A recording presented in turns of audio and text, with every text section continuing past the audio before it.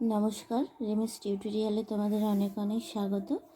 আজকে যেই টপিকটা আমি তোমাদেরকে পড়াবো সেটা হচ্ছে জলজ প্রাণীর কথা, অর্থাৎ জলে কি কোন কোন প্রাণীরা থাকে সেই সব প্রাণীর কথা। দেখো এখানে কিছু জলজ প্রাণীর ছবি দেওয়া হয়েছে, যেমন এখানে রুই মাছ, শিঙি মাছ, চিংড়ি মাছ, কাঁকড়া, ব্যাঙ, শামুক, ঝিনুক, হাঁস, এগুলোর ছবি দেওয়া হয়েছে।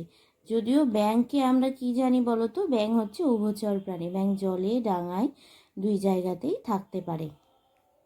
তাহলে চলো টপিকটা একবার শুরু করি।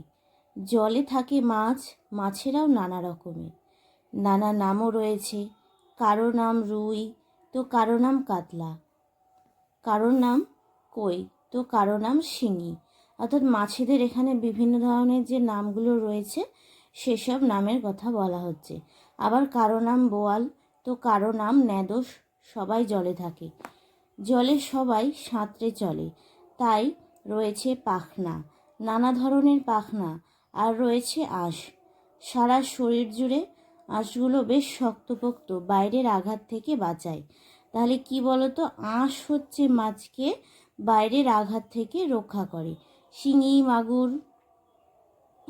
মাগুরের কাঁটা বেশ ছুচালো। শিঙি আর মাগুর মাছের কাঁটাটা কি বলতো, বেশ ছুচালো, শত্রুরা ভয় পেয়ে যায়। জলে শুধু কি মাছই, জলে থাকে কাঁকড়া, চিংড়ি, শামুক, কচ্ছপ, কুমির, কত কি।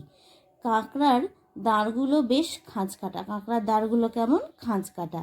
শামুকের মতো নরম শরীরটা শক্ত খোলসে ঢাকা। তা শামুকের যে ভেতরের শরীরটা সেটা কি বলতো, শক্ত খোলস দিয়ে ঢাকা থাকে। হাঁস কিন্তু পাখি, জল ছাড়া থাকতেই পারে না। হাঁস, আমরা এখানে তো জলজ প্রাণীর কথা বলছি, কিন্তু এবার হাঁসেরও ছবি দেওয়া হয়েছে। হাঁস তো পাখির মধ্যে পড়ে, কিন্তু সে আবার কি বলতো, জল ছাড়া থাকতে পারে না।